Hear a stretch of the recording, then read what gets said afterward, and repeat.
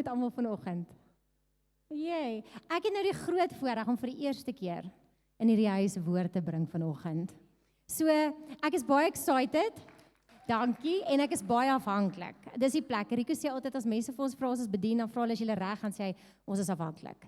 Want ek dink nie mense is ooit reg nie, maar mense besef net mense is so afhanklik van Heilige Gees, want ek kan nie vanoggend eintlik iets bring wat nuut is nie. Die woord is die woord en staan, maar Heilige Gees kan nuwe openbaring bring uit dit wat reeds in die woord staan, en dit is wat ek vertrou vanoggend. So, ja, ek sê altyd ons almal het ons comfort zone. So vir my is 'n klavier 'n comfort zone. Ek weet nie of jy jou comfort zone nie, maar niks greats gebeur in jou comfort zone nie. Dis nie waar jy groei nie. Jy groei wanneer jy in situasies en plekke is wat nuut is en ongemaklik is. En ek sien nou ons 8-jarige het nou atletiek gehardloop per die week, nogals 'n paar byeenkomste. En sy hardloop die 600 meter. Nou kry ek al so jammer, want 'n 600 meter is baie ver vir so 'n klein lyfie. Hy is ver vir my.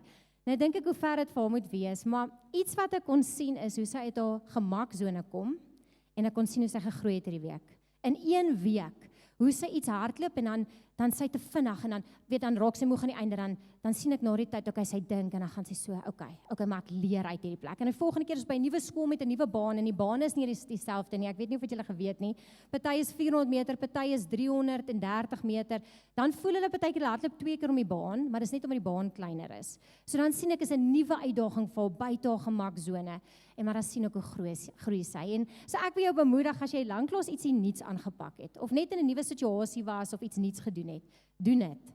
Jou karakter sê vir jou dankie, jou groei sê vir jou dankie. So ja. Ek wil sommer net, voor ek begin net, vir Pastor Willem en Andrea net honor vandag. Hulle is bietjie met verlof, hulle het bietjie gaan rus, en is goed. Ek weet nie of julle besef, die sê, die rus is van God af. En dan sê ek, as Jesus self weggegaan het om te rus, hoekom dink ons partykeer ons het nie rus nodig nie? Hoekom dink ons kan gaan en gaan en gaan, nou kom ons op 'n plek wat ons agterkom, nee. Ons kon toe nie net aangaan nie. Hy het rus nodig, ons het rus nodig. En so, hulle rus eindig vandag, maar ek dink ons gebed is regtig dat hulle lekker kon rus, en dat hulle vars en reg is vir dit wat voor lê. So ek wil hulle net honor in hulle afwesigheid, en ja, ons het al baie gebid vanoggend, maar dis lekker, ons praat ons met God, so kom ons bid weer, is dit okay? Okay, ons gaan nog 'n keer bid. Aba Vader, Jesus Christus, Heilige Gees, ons eer U in hierdie dag, ons sê vir U dankie, we rejoice in this day, because this is the day that You have made, and we rejoice and we are glad in it.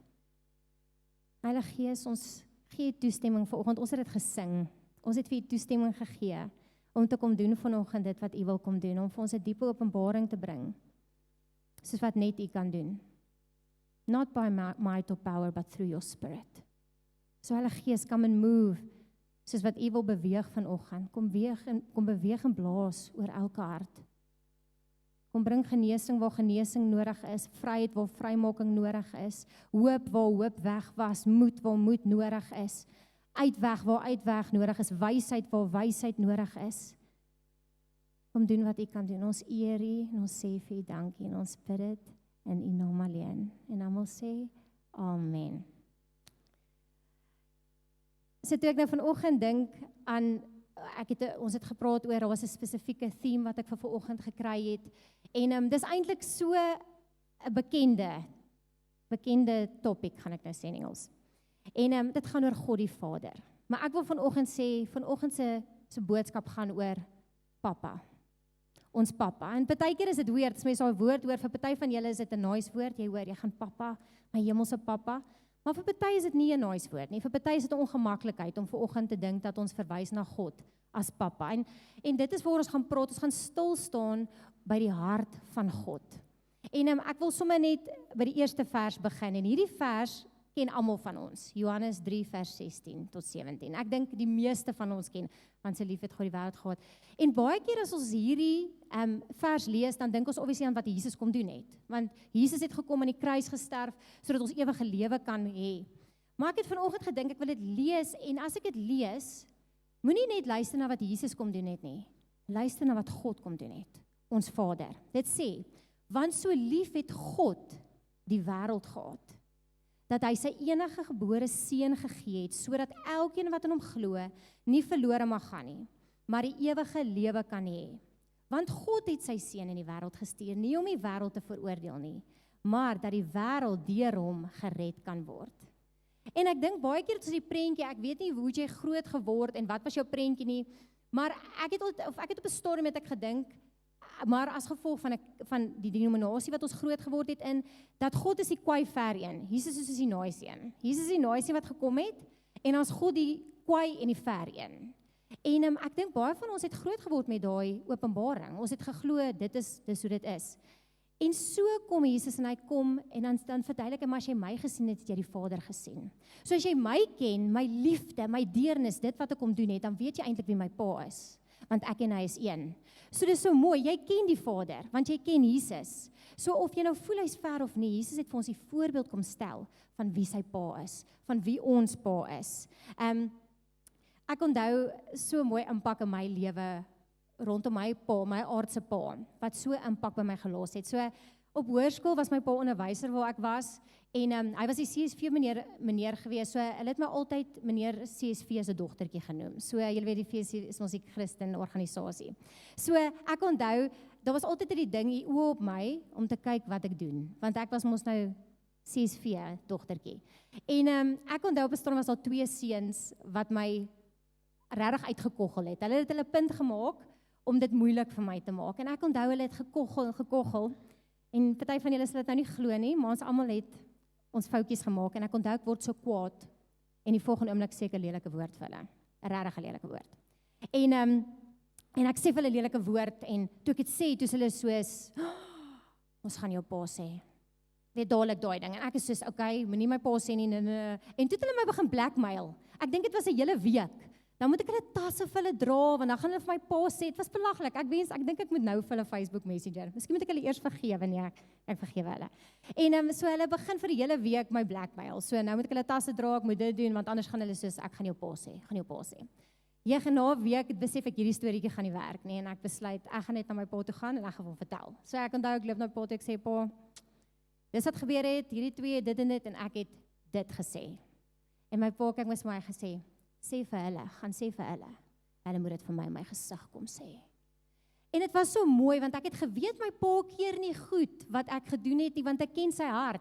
Hy het my groot gemaak, hy het 'n fondasie gelê. Ek het geweet, hy's nie okay met die woord nie. Maar op daai storm het ek geweet dat hy vir my veg. Dat ek vir hom belangrik is, en dat maak nie saak wat ek gedoen het nie, ek is welkom, en hy gaan nie ewe skielik vir my sê, jy het dit oor jouself gebring, daar's hy, kryf jou nie. Hy het nie. Hy het gesê, stuur hulle na my toe. He had my back. En dit was in my vroeë jare van my lewe ietsie kleins, maar ietsie groots, wat 'n openbaring vasgemaak het, van dat dit maak nie ook net saak of ek die hele tyd die regte of die verkeerde goed doen nie, dat ek is welkom en my pa het my. En my pa weet, hy preek nie die hele tyd vir my nie, want hy kom leer my. God staan nie en preek die hele tyd, want sy woord is die waarheid. Hy sê vir ons, wat is die riglyne? So as ons na hom toe kom, en ons het 'n fout gemaak, dan kom hy nie en hy sê, ja, jy het duidelik nie Galasiërs 2:5 gelees nie, nee. Nee, dan kom hy en sê, kom soos jy is. Kom ons staan op, nou gaan ons hierdie ding vat, ek en jy. Ek gaan jou help, ons gaan overcome. Ons gaan nie weer hierdie ding doen nie. En as jy weer doen, dan tel hy jou weer op. En so dis my so mooi, weet net daai impression. En miskien het van julle ook dit by julle aardse pa sulke oomblikke gehad, miskien het julle nie, maar ons gaan later daarby kom. Simi, het jy my notas gehad? Want die vers wat ek wou begin ook na dit is Genesis 2 vers 5 tot 7, 18 en 21 tot 22. Ek gaan dit vir julle lees. Terug na die begin. In die begin was daar nog geen struike in die veld op die aarde nie, en geen plante van die veld het nog uitgesprei nie, want die Here God het nog nie laat reën op die aarde nie. En daar was geen mens om die grond te bewerk nie, maar 'n mis het opgetrek uit die aarde en die hele aardbodem bevochtig. En die Here God het die mens geformeer uit die stof van die aarde en sy neus die asem van die lewe geblaas. So het dan die mens 'n lewende siel geword. Ook het die Here God gesê, dit is nie goed vir die mens om alleen, as die mens alleen is nie. Ek sal vir hom 'n hulp maak wat by hom pas. Toe het die Here God 'n diepe slaap op die mens laat val, en terwyl hy slaap, het hy een van sy ribbebene geneem en die plek daarvan met vlees toegemaak. En die Here God bou die rib wat hy van die mens geneem het tot 'n vrou en bring haar na die mens. En dit is so mooi, want Jonathan David Hauser vertel presies dit wat Simi gedeel het. Daai eerste oomblik van God waar hy die asem inblaas. En hy vertel dit so mooi, hy sê, hy vorm en God het vir Adam hierso, en dan blaas hy. En hy sê, dan maak Adam sy oë oop. En wat sien hy? God voor hom. Dink julle sy kyk was kwaai? Dink julle sy kyk was geïrriteerd? Dink julle, hoe het sy kyk gelyk? Ek kan dink dat daai vader absolute opgewondenheid gehad het in sy oë. Daai oë perfek in liefde, perfek in alles. Oë vol vuur van passie. Dis Jesus ook, maar Jesus is God, God is Jesus en dis 'n passie in sy oë vir ons want hy wou ons gehad het. Hy wou ons gehad het en ek dink baie keer glo ons dat hy moeg is vir ons. Baie keer kom dit en ek dink ons kyk na die mensdom, maar dan gaan ons terug na die begin, dan gaan ons so God wou ons gehad het. From the beginning wou hy ons gehad. En dan kom hy met Eva en obviously het Adam bietjie geslaap. Soos wat manne maar lief is van middagslaapies vat, was dit net my man nie, ek grap. Kan chaos wees, dan kan hy 'n middagslaapie vat. Dis amazing. Ek weet nie hoe kry dit reg nie. Man anyway. Ek sien nou so 'n ding wat sê there's two types of people. People who can relax after they've done chores and people that need to relax before they do chores. And those two usually marry each other. En is regtig so, nê? Want ek kan nie relax as my chores nie verby is nie en Rico kan nie chores begin as hy nie gerus het nie. So ja, maar in elk geval. So Adam lê in slaap en dan kom God en hy vorm vir Eva. En hy het 'n moment met haar. Hy het 'n moment met haar waar hy nog slaap wat sy lewendig word. En is net sy oogkontak met haar oogkontak en hulle kyk vir mekaar en hulle besef, wow, verstaan en sy kyk in sy oë. So jy ken hom, ek ken hom. Ons het al in die oë van ons pa ingemaak toe hy ons mekaar geweef het in ons moeder skoot. So he wanted us from the start. Die tweede punt wat ek gevoel het ek wil so 'n bietjie raak vanoggend is die dissipline van 'n pa. En ek dink dis iets wat ons nogals min oor praat oor dissipline want ek het nogals baie gedink oor hierdie ding. Nou Bob Solgay, ek weet nie of ken nie, hy's 'n bekende skrywer veral oor gebed, maar hy skryf 'n boek en in hierdie boek vertel hy, dan sê hy, kyk ons leef in 'n kultuur, ek weet nie wat julle agterkom nie, maar het julle al gehoor van gentle parenting en weet al hierdie goed wat hulle sê, jy moet nie vir jou kind as hy in 'n vuuring wil loop, moet jy nie vir hom sê, moenie in 'n vuuring loop nie, jy moet vir hom sê, dink jy dit wat jy nou gaan doen, gaan goed wees vir jou? Nee, dit is nou 'n grapie, want obviously gaan jy nie vir jou kind as hy op pad na vuur toe is sê, dink jy dit gaan 'n goeie idee wees nie? Nee, ek gaan skree op my hart, dis mamma skree wat ek kan en dit gaan dalk wild klink en die kind gaan skrik, maar ten minste die kind nie in die vuur ingeloop nie. En so daar's 'n groot en hy noem dit, hy sê daar's 'n demoniese aanval teen dissipline in ons tyd. Want hy sê, if we do not discipline our children, when God disciplines them, they will not know what it is. Hulle gaan nie weet wat dit is nie. So hulle gaan nie yield tot God se dissipline, hulle gaan dit resist, want hulle ken nie dissipline nie. Is dit nie waar nie? As ons nie ons kinders leer wat dit is, en dissipline, ons gaan nou 'n bietjie ingaan oor dissipline en wat dit is, dit het verskillende forme, maar as ons nie ons kinders gaan leer konsekwensies en dissipline nie, dan gaan hulle nie weet hoe om, wanneer God hulle wil dissiplineer, te yield nie. Hebreërs 12 vers 5 tot 9 sê, en julle het die vermaning heeltemal vergeet wat tot julle as seun spreek. My seun, die tigting van die Here, sorry, my seun, ek wil net geby sê, ek het al my skrifte in die Nuwe Lewende Vertaling, en toe vind ek vanoggend uit nie, ons doen vertaling Afrikaans 53, so nou moet ek net my varkop opkry. My seun, ag die tigting van die Here nie gering nie, en beswyk nie, as jy deur hom bestraf word nie, want die Here tigtig hom wat hy lief het, en hy kastei elke seun wat hy aanneem. As julle die tigtiging verdra, behandel God julle as seuns, want watter seun is daar wat die vader nie tigtig nie, maar as julle sonder tigting is, wat almal deelagtig geword het, dan is julle onegte kinders en nie seuns nie. Verder, ons het ons vaders na die vlees as kastyders gehad, en ons het vir hulle onsag gehad. Moet ons nie veel meer aan die Vader van die geeste onderworpe wees en lewe nie. So, dit gaan maar nie oor, en ek weet obviously daar's dissipline, ek weet daar's 'n fyn lyn, en ek weet baie keer gaan dit oor na abuse toe. Ek verstaan daai deel. Maar ons gaan praat van gesonde tigtiging vanoggend. Ons gaan praat van gesonde dissipline. Ek onthou met Hanna ook, ek gebruik nou baie voorbeeld, ek kan nie vir alles ja sê wat sy my voorvra nie. Ek kan nie. En het jy ooit gedink, het jy ooit vir God dankie gesê, dat hy nie vir elke liewe gebed wat jy al gebid het ja gesê nie? Is dit al iets wat jy gebid het? Ek het op 'n stadium gedink dat ek met die verkeerde man getrou. Ek bedoel, ons almal het jou eerste liefde en daar's op skool. Ek sou dit heeltemal gemis het. So partykeer sê ek net dankie Jesus. Dankie Abba Vader dat U nie na elke gebed geluister het wat ek gebid het nie. Want dan sou ek gekry het. En so Hanna in dissipline kan sy nie alles. Ek kan nie vir ja sê die hele tyd nie. Want sy moet leer, daar's goed wat sy nie kan kry nie en sy verstaan nie altyd hoekom nie. Maar ek kan nie laat sy aanhou sweets eet nie want dit gaan obviously nie goed wees vir haar nie. So ek moet partykeer nee sê. Maar, okay, so ek wil gaan net teruggaan na dissipline. Ek het dit nou in Engels, ek is jammer daarvoor, maar key aspects of discipline. Training and instruction. So dissipline is veronderstel om ons op te rig and to instruct us. Okay, obedience and rules en dit moet vir ons self-control leer. Dit is wat dissipline doen. Dit kom leer vir ons self-control. En dan sê hierdie, die was my mooi, het sê, God's discipline may be on us, not simply to discipline us for evil, but to stretch us and broaden us in righteousness. So hier praat hy van 'n dissipline wat die Here partykeer nie net om ons, ek wil sê te dissiplineer vir iets wat ons verkeerd gedoen het nie, maar partykeer is dit dissipline omdat hy ons in karakter wil oprig en omdat hy ons in geregtigheid wil oprig. So hy kom met 'n ander tipe. Dis nie net wanneer ons iets verkeerd doen nie. Partykeer dink ons as hy dissipline kom, is ons dadelik soos wat het ek verkeerd gedoen? Wat het ek verkeerd gedoen? Maar dis nie altyd, God se dissipline is nie altyd net as ons iets verkeerd gedoen het nie. Dis partykeer om ons net dieper te vat in sy geregtigheid in. So toe vra ek myself die vraag, maar hoe dissiplineer hy ons? En die eerste een is deur sy woord. Ek weet nie, baie keer het jy, ek hoor nog vertel iemand 'n getuienis. Dit was so mooi hoe God dissiplineer, maar ook instruct. So die persoon is in 'n 21 dae vas.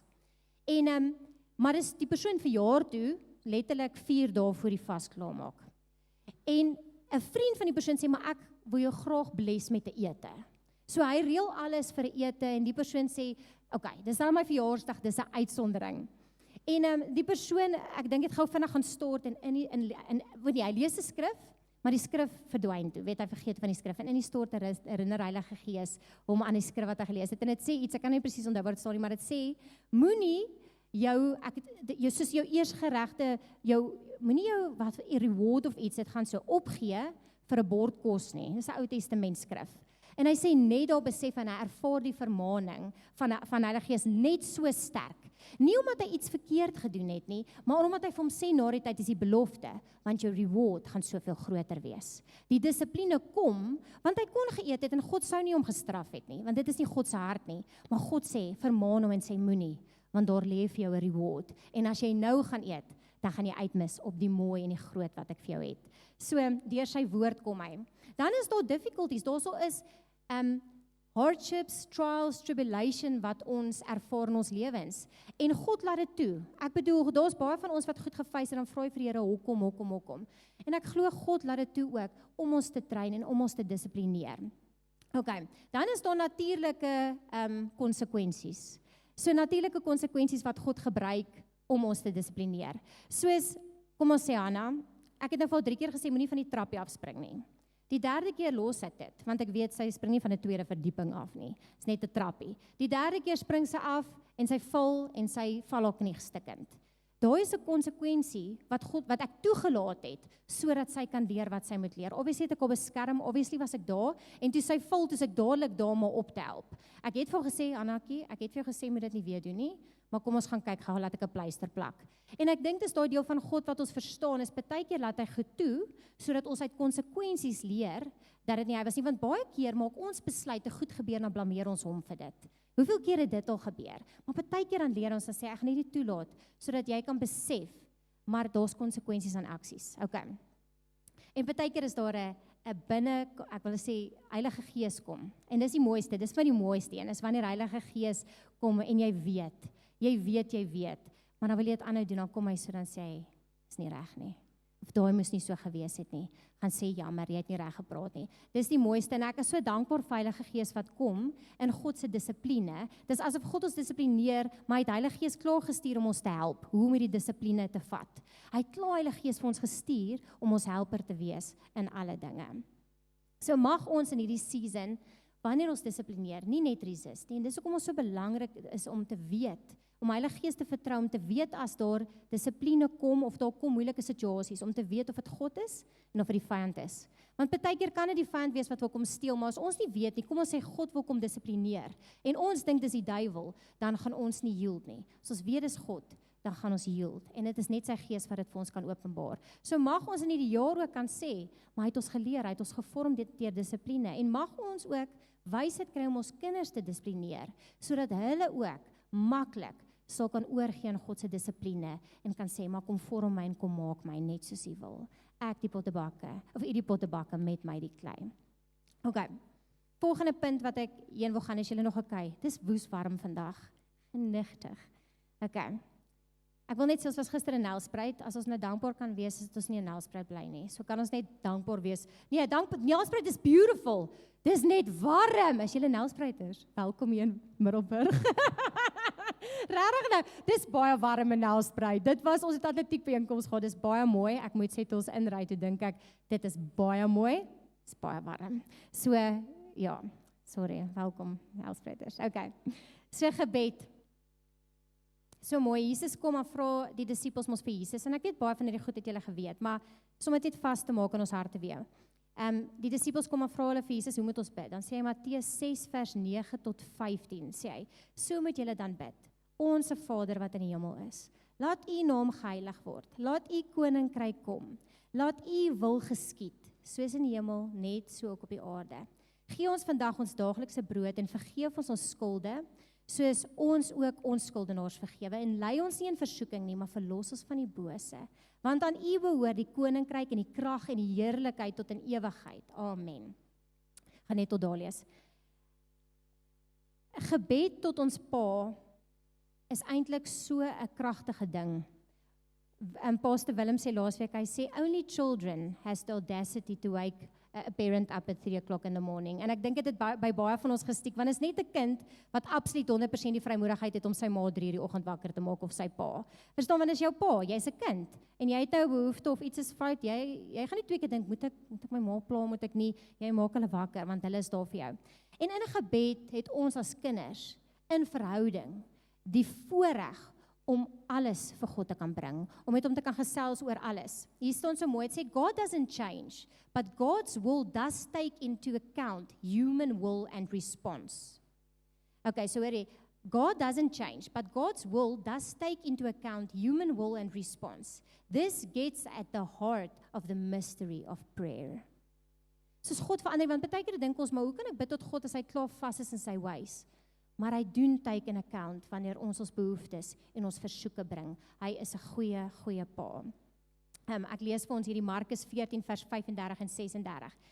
Dit gaan oor Jesus net voor sy kruisiging. En toe hy 'n bietjie verder gegaan het, val hy op die grond en bid, dat as dit moontlik was, die uur by hom sou verbygaan. En hy sê, Abba, Vader, alle dinge is vir U moontlik. Neem hierdie beker van my weg. Nogtans, nie wat ek wil nie, maar wat U wil. Jesus het 100% geweet wat God se wil was. Jesus het 100% geweet wat sy mandaat is. Maar Jesus het nog steeds die vrymoedigheid gehad om in die moeilikste tyd van sy lewe te gaan, ja, kan hierdie ding nie net asseblief, kan ons nie 'n ander plan maak nie. Asseblief kan ons nie 'n ander plan maak nie. Maar dan kom hy in vertroue en hy weet hy's nie alleen, hy sê, Papa, maar nogtans, U weet beter. En daai was vir my so mooi. Jesus het geweet wat God se wil is, en nog steeds, hy het nie deur God se wil gaan nie. God is so oop vir ons, om ons behoeftes te bring. Hy is so oop vir ons rouheid. Ek dink baie keer kan ons uit deur, hy stuur ons weg en sê, gaan sort jouself uit, dan kom jy terug. Dis nie wie hy is nie. Hy is so oop, wanneer ons in 'n oomblik van vulnerability kom, en ons lê ons hart vir hom neer. Dit is die pa wie hy is. Ek wil vinnig praat oor aardse paas, en ons het nou vinnig doorgepraat. So ek dink as ek elkeen moet vra, wat was jou ervaring toe jy groot geword het? Gaan ons so 'n wye verskeidenheid hê. Ek dink ons gaan, van julle gaan sê, my pa was awesome. Van julle gaan sê, my pa was nie betrokke nie. Party gaan sê, ek het nie 'n pa gehad nie. Party gaan sê, my pa het my mishandel. Party, daar gaan soveel antwoorde en soveel verskillende stories hier uitkom. En ek glo dat as gevolg van soveel situasies, omdat dit so 'n basic openbaring, die hart van ons God, maar omdat ons in so 'n gebroke wêreld is dit een van die moeilikste openbaringe om vir onsself te vat, wanneer jy nie daai voorbeeld van 'n aardse pa gehad het nie. Dit kom reg teen die karakter van God wanneer ons in sekere goed beleef het en ons het dit begin glo. En ek dink soms dis hoekom dit so moeilik is om te laat gaan en net te glo dat hy 'n goeie pa is, dat hy vir ons is en nie teen ons is nie. So Johannes 17 vers 21 tot 23 sê, sy gebed, dat almal een, dis Jesus se gebed, dan sê hy dat almal een mag wees, net soos U Vader in my en ek in U, dat hulle ook in ons een mag wees, sodat die wêreld kan glo dat U my gestuur het. En ek het hulle die heerlikheid gegee wat U my gegee het, sodat hulle een kan wees, net soos ons een is. Ek in hulle en U in my, sodat hulle volkome een kan wees. En dat die wêreld kan weet dat U my gestuur het en hulle liefgehad het, net soos U my liefgehad het. Ek gaan dit weer al losdeel. Dat die wêreld kan weet dat U my gestuur het en hulle liefgehad het, net soos U my liefgehad het. Weereens, want so lief het God die wêreld gehad, dat hy sy enigste seun gestuur het. Matteus 7 vers 9 tot 11 sê, what man is there among you, who if his son asks for a bread, will give him a stone, or if he asks for a fish, will give him a serpent? If you then, being evil, know to give good gifts to your children, how much more will your Father, who is in heaven, give good things to those who ask him? En toe ek dit lees, toe besef ek maar, ek dink daar is in ons gebroke wêreld, kinders wat gevra het vir 'n brood en 'n klip gekry het. Ek dink daar is in ons gebroke wêreld 'n kind wat vir iets gevra het en iets anders gekry het. Miskien in jou wêreld het jy vertroue gehad en iets anders gekry. En dit het so 'n deel kom vorm van wie jy glo God is. Dit het so in jou fondament iets vasgemaak oor wie God is. En is net God se waarheid en Heilige Gees wat daai fondament kan kom skud. Rico vertel altyd 'n storie en jy het hom dalk al 10 keer gehoor. Maar Rico vertel hoe op 'n situasie, daar was 'n storm in ons lewe wat ons het baie bedien, ons was baie uit en dit was besig. En hy ry na 'n konferensie in Potchefstroom, ek weet hy het dit eintlik toe hy nou gepreek het, hy dit gesê, maar hy ry na 'n konferensie in Potchefstroom en hy sê op pad soontoe luister hy 'n liedjie van Cody Carnes, Run to the Father. En hy sê terwyl hy so bestuur, kom ons oudste dogtertjie se gesiggie en sy gedagtes op. En hy ervaar hoe Heilige Gees vir hom sê, of God deur hulle weet God vir hom sê, jy het ongesonde verwagtinge op Hanna gesit. Want jy het begin glo dat ek ongesonde verwagtinge op jou sit. In die sin van, Rico het begin voel, God sit pressure op hom in ministry. Soos jy kan nie nou jou goed, sort dit uit, want Sondag as jy by 'n kerk, dan moet jy preek, jy moet uitgesort wees. Nee, jy kan nie nou dit kyk nie, jy moet Bybel lees, want hy het begin glo, dis God, wat vir hom hierdie goed sê, dit was nie God nie. En so het hy hierdie pressure begin ervaar, en as pa het hy natuurlik net daai pressure begin opsit en vir Hanna gesê, jy kan nie daai nie, jy moet daai beter doen, want dit was sy openbaring, en daai openbaring het direk deur hom gevloei, in sy paaskap, tot ons dogtertjie. En so mooi kom Heilige Gees, Abba Vader, en hy kom wys dit vir hom, en hy sê, en hy huil net daar, en hy repent, en hy sê, ek is so jammer, en die pressure word van sy skouers afgehaal, en hy kan die pressure van Hanna se skouers afhaal, want hy het 'n openbaring van God, wat nie druk op ons sit nie. Nog 'n punt wat my opkom toe ek dink aan sy hart, en rondom ons idees, ek het al hierdie voorbeeld ook gedeel, maar as Hanna by my kom en sy het haar knieigste kind geval, dan gaan ek nie vir haar sê nou huil sy, dan gaan ek nie vir haar sê, Hanna my, Sunny het haar arm gebreek laasweek, dink jy dis erg nie? Dink jy dis erg nie? Nee, ek gaan afbuk, en gaan ek sê, ja Hanna, ek so jammer, dan gaan ek 'n pleistertjie plak en 'n salfietjie en alles, en ek het besef hoe ons partykeer na ons pa toe wil gaan met iets, maar weet jy wat doen die vyand? Hy kom sê vir jou, is nie so erg nie, kyk daai een, jy gesien wat se battles fight hulle, nou wil jy kom met jou klein goedjies, en jy wil dit nou voor God bring. Hy het groter dinge oor te worry soos global warming. Ek bedoel, daar is ons global warming. Soos hy worry oor die ozonlaag, die oorlog in Irak. Dis nie God se stem nie. Dis die stem van die vyand, en die oomblik as ons dit kan identifiseer, dan gee dit ons sy vrymoedigheid om met enigiets wat ons sukkel, na ons pa toe te kan gaan. Sonder om te voel, dis onbelangrik vir hom, of dat hy dit net nie raak sien nie. En dit is my gebed, dat miskien dit net in jou erns kom jy, en jy het hierdie ding wat jy voor hom wil bring, maar jy bly vir jouself sê, dis nie belangrik nie. Dis nie so groot soos daai een se nie. En dit bly daar, want jy bring dit nie vir jou pa nie. Jy vra nie jou pa om jou te help om oorwinning te kry nie. En die uitnodiging daar, vanoggend is daar vir jou, om te sê, bring dit. Groot of klein, bring dit vir jou pa, sodat hy jou kan help om te oorkom. dat hy vir jou raad kan gee en vir jou wysheid kan gee en vir jou kom sommer net weer kan vertel hoe lief hy vir jou is. So ek, vanoggend is daar van julle wat hier sit en jou pa dalk nooit tyd vir jou gehad nie. So jy voel dalk as jy na God toe gaan, dan sê hy vir jou, wag net 'n bietjie. Wag het gou, wag net. Sal vir idee wat jy in jou hart het, want dit is wat jy mee groot geword het. Dan is my gebed vanoggend dat hy vir jou sal kom openbaar hoeveel tyd hy vir jou het. Al die tyd in die wêreld. Dat hy vir jou sal kom wys dat hy stil staan. Hy gaan nie aan met goed terwyl jy met hom praat nie. Wanneer jy met hom praat en jy bring goed, dan kom staan hy stil en hy kyk vir jou en hy luister en hy hoor wat jy sê.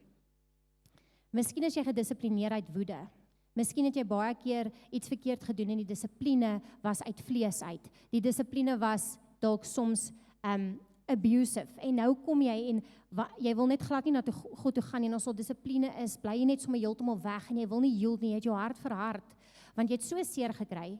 So nou kom God en hy wil jou help, maar jy wil hom nie toelaat nie, want jy het 'n idee dat jy net weer gaan seer kry. So soms in dit kom maak ons hart toe vir ons pa, en my gebed is dat jou hart sal oopmaak. Miskien was jou pa ongeduldig. Miskien het jy 'n ontsettende ongeduldige pa gehad, wat jou aanjaag die hele tyd, sê, kom, nee, maak vinnig. Nou ek weet, ek kan nie ondergeduld, as jy ongeduldig met my is, ek kry niks reg nie, dit is so, ek kan nie opreik uit as iemand ongeduldig is met my nie. En miskien was dit vir jou die waarde, en dan miskien kom jy na God toe en jy ervaar sy ongeduld. Dan bid ek dat Heilige Gees sal kom, en dat hy herstel in jou hart sal bring, en dat hy vir die openbaring, waaragtige openbaring sal gee, van hoe geduldig is hy. Ek bedoel, hy het nie net geduld nie, hy is geduld. Dis wie hy is. Net soos wat hy nie net lief het nie, hy is liefde. Hy's pure liefde. Ja, en dan nog 'n punt wat vir my, hierdie was nogals vir my 'n cool openbaring, toe ek voel Heilige Gees praat met my oor hierdie ene. Miskien het jy altyd net gehoor, wees net dankbaar vir wat jy het. Weet nie of jy al daai stem gehoor nie, wees net dankbaar vir wat jy het. Daar's 'n goeie kant aan dit, en daar's 'n slegte kant aan dit. Nou, die goeie kant is obviously, wees dankbaar, in alle omstandighede. Wanneer jy baie het, wanneer jy min het, dis 'n hartspostuur, hartstoestand van dankbaarheid. Maar dan kom daar 'n deel, waar die vyand jou eintlik uithou, uit die meer uit. Nou, ek gaan vir julle lees, 1 Samuel 1 vers 1 tot 8. So dit is die hele storie van Hanna.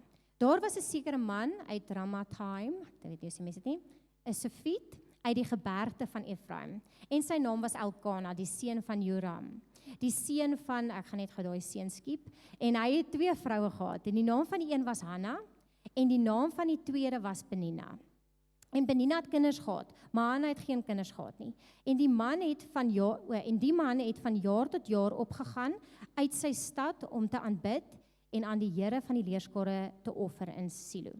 Ek gaan net daai geskiep, okay? En op 'n dag het Elkana geoffer en dan sy vrou Penina en al haar seuns en haar net gaan hierdie kyk waar ek kom. Okay, maar ek gaan net die skip, maar aan Hanna het hy 'n dubbele deel gegee, want hy het Hanna lief gehad, maar die Here het haar moederskoot gesluit. En die Here het haar moederskoot gesluit. En haar mededingster het haar ook bitterlik geterg om haar te vertoon, omdat die Here haar moederskoot gesluit het. So Penina kom en sy terg vir Hanna die hele tyd en sê jy kan nie kinders kry nie. So Hanna op 'n stadium word baie mismoedig. Sy's hartseer, sy huil en Elkana kan sien sy's hartseer en hy vra vir wat's fout en obviously sy wil kinders hê. Sy sê vir hom maar ek het 'n begeerte. Hoor wat sê hy vir haar? Hy sê en haar man Elkana sê vir Hanna, "Waarom ween jy? En waarom eet jy nie? En waarom is jou hart bedroef? Is ek nie vir jou beter as 10 seuns nie?" So hy sê dan nou, "Why aren't you eating?" En sê, "You have me. Isn't that better than having 10 sons?" Okay, so hy sê vir haar eintlik, wees dankbaar, jy het my. Wees dankbaar. Ek bedoel, jy kon alleen gewees het. Maar Hanna is dankbaar. Maar Hanna het 'n begeerte. En Hanna later in die hoofstuk kom sy en dan kom sy in die tempel toe en sy huil so erg en sy vra die Here so erg dat sy 'n kind kan kry dat die profeet dink sy is eintlik dronk. En op die ou en dan sê hy, omdat jy so uitgeroep het, sal die begeertes van jou hart gegee word. En ons almal weet Hanna kry 'n kind. Maar wat sou gebeur het as sy net gegaan het, okay, ek is dankbaar vir wat ek het. En sy het nie verder ingedruk by die belofte wat God in haar hart gesit het nie. En so hierdie was my so mooi, want ek voel is baie van ons, daar's meer en daar's 'n belofte. Daar's 'n belofte vir jou van iets meer. Maar die vyand kom die hele tyd en dan sê hy vir jou, maar wees dankbaar vir wat jy het. Wees dankbaar. En dan kom ons en dan gaan ons so, okay, ek is dankbaar. En eintlik is dit nie God se stem nie. So ons kom nie uit by die meer wat hy wil hê nie. So as dit vir jou is, bid ek dat Heilige Gees vir jou sal kom wys vanoggend. En dat jy net vir Heilige Gees kan sê, dis so eenvoudig, net sê Heilige Gees, ek kom praat nie met daai stem nie. U weet my hart is dankbaar. Maar ek het 'n belofte en ek het 'n begeerte en ek hou daaraan vas. En dankie dat ek met 'n dankbare hart vir u kan vra om meer te kom gee. So mag dit vir jou openbaring ook wees. En ek wil jou uitnooi vanoggend, net miskien het jy al 3000 geleenthede gehad om te vergewe en vry te spreek. Miskien jou aardse pa, gaan praat rondom jou aardse pa. Ek voel solank as wat jy nie jou aardse pa vergewe het en vrygespreek het nie, is dit nie vir jou moontlik om die God se hart te kan sien nie, want jy hou nog vas in 'n stuk seer. En hierdie is super belangrik. Dit sal die hele koers van jou lewe verander wanneer jy kies om te vergewe. Dit sal 'n deur oopsluit vir openbaring van Abba Vader wat jy nog nooit in jou lewe gehad het nie. So ek wil jou uitnooi net om so deur die tyd, ons gaan dalk nou net so geleentheid skep. As dit jou hart is en jy voel jy moet dalk net weer jou pa vergewe, miskien jou stiefpa, miskien jou peetpa, ek weet nie wat se pa dit is nie, miskien jou oupa. Wie ook al dit is, miskien gaan daar net 'n geleentheid wees en mag Heilige Gees in jou hart werk rondom dit. Gaan die skrif lees, Romeine 8 vers 15 tot 17, want julle het nie ontvang 'n gees van slawerny om weer te vrees nie, maar julle het ontvang die gees van aanneming tot kinders, deur wie ons roep, Abba Vader. Die Gees self getuig saam met ons gees dat ons kinders van God is. En as ons kinders is, dan ook erfgename van God en mede-erfgename van Christus. As ons naamlik saam hom lei, sodat ons ook saam met hom verheerlik kan word. Toe ek hierdie video kyk ek eergister net 'n klomp aanneem video's. Ja, en ek het so net die hele dag eintlik gesit en huil, en ek weet, miskien is die van julle wat aangeneem is, miskien is die van julle wat aangeneem het, maar vanoggend die openbaring dat ons almal weeskinders was. Dat ons almal eens op 'n tyd nie 'n veilige plek gehad het nie. Dat ons almal eens op 'n tyd alleen was. Dat ons nie 'n huis gehad het van ons eie nie. Maar dat Abba Vader gekom het deur Jesus te stuur and that he has adopted us into his family. And that we now can call ourselves children of God. My gebed is dat daai openbaring ons harte vanoggend net weer nuut sal tref. We are adopted into his family. Wat beteken jy het 'n plek in die huis? Jy kan die yskas gaan oopmaak as jy die yskas wil oopmaak. Jy kan met jou pa gaan praat oor alles, want hy is daar en hy was nog altyd daar. En ek dink wat die mooi ding is almal van ons wat hier sit, kan mekaar boetie en sussie noem. Ons is family, ons is siblings in Jesus, want ons het dieselfde God, dieselfde pappa. Ons sing eendag so 'n liedjie en daar kom so 'n mooi deel, it says, your dad is my dad, and my dad is your dad, and that makes us family. En as ons daai hart van Abba Vader besef, dat ons kinders is, dan gaan ons die openbaring dra, dat ons boeties en sissies is. Dan gaan ons eenheid anders lyk onder mekaar. Want dan veg ons nie almal vir 'n plek in die huis nie. Ons het 'n plek in die huis. Jy het 'n plek aan tafel. Niemand veg meer vir 'n sitplek nie, want jou sitplek is daar met jou naam waar jy altyd kan sit. Niemand gaan jou sitplek vat nie. En daar's genoeg sitplek vir almal van ons. Hoe gaan dit die eenheid tussen ons as boeties en sissies kom verander? So my gebed is dat die openbaring van ons seenskap ook 'n openbaring van eenheid sal bring, soos nog nooit van tevore, in hierdie familie, maar ook onder Christene reg oor die wêreld, tot ons waarlik boeties en sissies is, want ons het dieselfde pa. Ek is amper klaar. Gaan afsluit met hierdie skrif. Ons almal ken dit so goed, die verlore seun. En ons almal praat oor die verlore seun, want dit is ons. Dit was ons. En dit is so lekker om te hoor, ek was iemand wat verlore was. En ek het na huis toe gekom. Maar hierdie gaan eers oor 'n pa se hart. 'n Pa se hart wat 'n seun gehad het vir wie hy baie lief was. Alles vir sy seun gegee het. En dan 'n seun wat die pa verwerp het, 100% wegbeweeg het. En dan 'n seun wat terugkom, maar 'n pa wat sy arms nie vir een oomblik toegegaan het nie.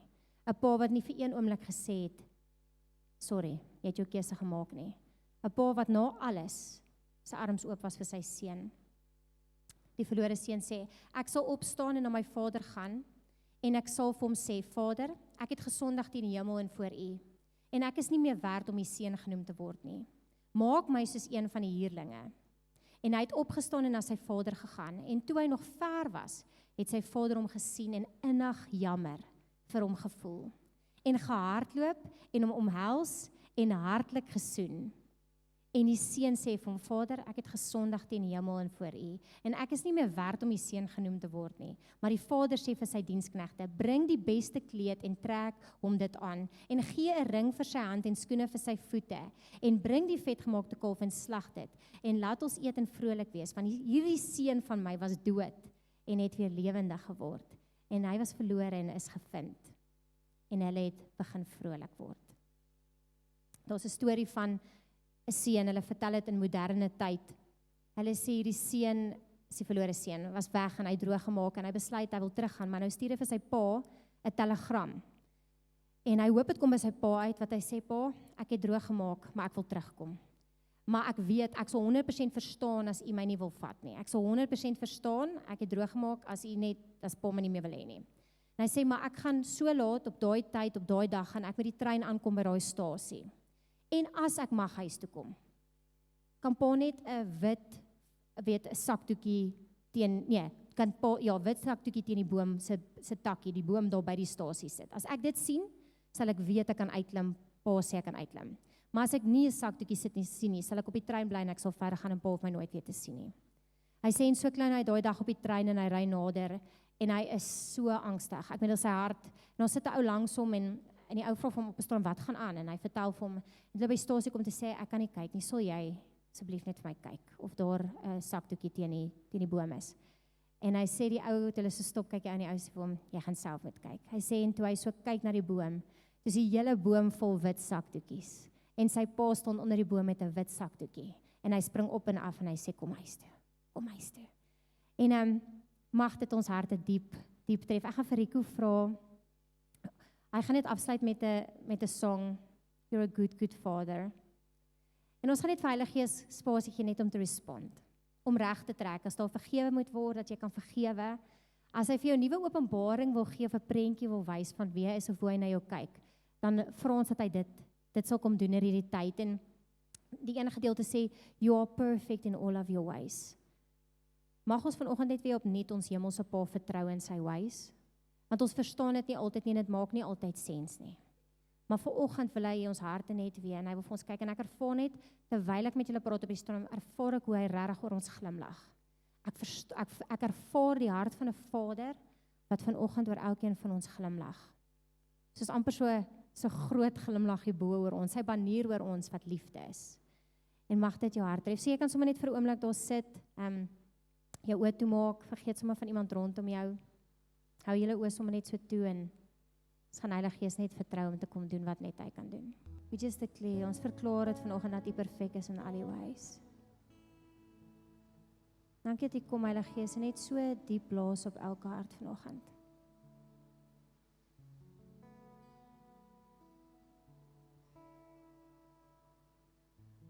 Blaas dit op elke hart. Net so nog so klein spasie gee Heilige Gees. As iemand moet vergewe, hulle pa moet vergewe, moet vryspreek. Vra ek dat U hulle die krag sal gee vanoggend om dit te doen. Om vry te kom.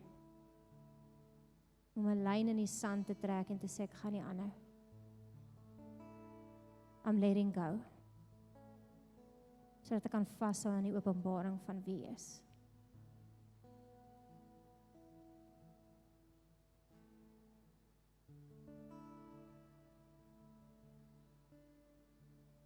Here, ek bid vir elkeen wat voel hulle is nog buite die huis, wat voel het nie 'n plek aan die tafel nie. Ek vra dat U deur die Gees sal kom en net sal kom wys. Net so op U manier vir hulle sal kom wys waar is hulle plek aan die tafel. Dat hulle kan inkom.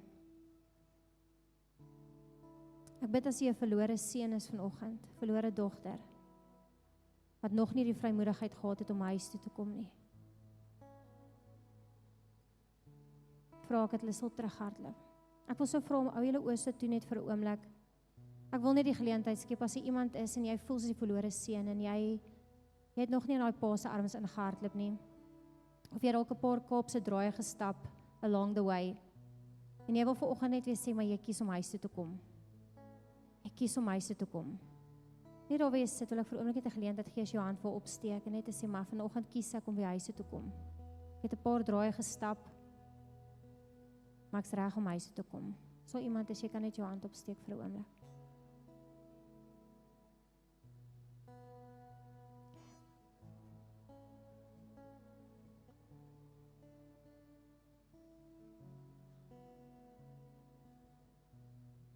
Jesus, dankie dat U arms oop is. En dat hy kan hardloop in die arms in. Kan weet hy is welkom. Maak nie saak hoeveel draai hy gestap het nie. Hy is so welkom in die huis. Dat hy sal sien hoe die arms vir hom oop is en dat hy kan hardloop. That he can run into the arms of a Father. Die veiligste plek waar hy is op aarde. En in die hemel, dis die veiligste plek. Dankie Jesus dat U net weer sy identiteit establish vanoggend as seun van God. As seun, that he's wanted, he's welcome and he's loved. U wou hom gehad het. U wou hom gehad het. Ek bid ook as iemand anders sit en miskien was hulle nie beplan op aarde nie. Ek vervaar nie dat die Here vir jou sê ek wou jou gehad het. Miskien was jy nie in die planne van jou ouers nie, maar jy was in my planne. Ek wou jou gehad het. Maak vandag vas in jou hart dat jy 'n plek het. Maak vas dat ek jou wou gehad het. En dis al wat jy hoef te glo. Ek bid Here vir 'n hart wat verlies gehad het rondom 'n pa. Iemand wat 'n pa verloor het. Jesus, ek bid dat U genesing sal blaas. En ek bid dat U Uself soos nog nooit van tevore sal kom wys as pa nie. Ek kom bid vir paas vanoggend wat dalk nie is nie. Ek bid vir paas wat nie in die koninkryk is nie, wat nie U as pa ken nie. En ek bid dat hulle huis toe sal kom. Ek bid dat die paas wat al buite is wat nog nie gekies het om U seun te word en daai adoption te aanvaar nie. Jesus, vra ek dat U hulle huis toe sal bring. Ek vra dat hulle na U toe sal hardloop. Die verlore seun sal inbring van die huis. I pray in the name of Jesus that you will bring in the lost sons, die verlore seuns van hierdie huis wat hier moet wees, wat in die koninkryk moet wees, that you'll bring them in the name of Jesus. Vir ma's ook, dis nie net gender nie, dit is vir almal. That they'll come running. Soos wat ons theme ook hierdie jaar home is, bid ek that this will be a year of homecoming. Familielede, that they will run home. That they will run into the arms of a Father. Dat die openbaring hulle harte so diep sal tref. I pray that you will reveal yourself as the good Father to those hearts. Dankie, Jesus.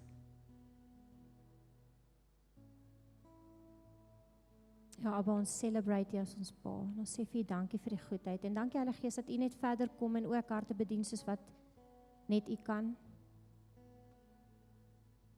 Net daar wees dit vir 'n oomblik, sê net, as jy sê net, Abba Vader. Sê net daar, Abba Vader. Dan sê, in ons kan ons nou uitroep, Abba Vader. U is ons Abba Vader. Ons roep uit vanoggend, saam met Heilige Gees.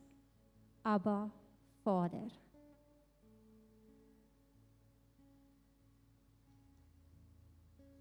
Dankie, Jesus. Amen.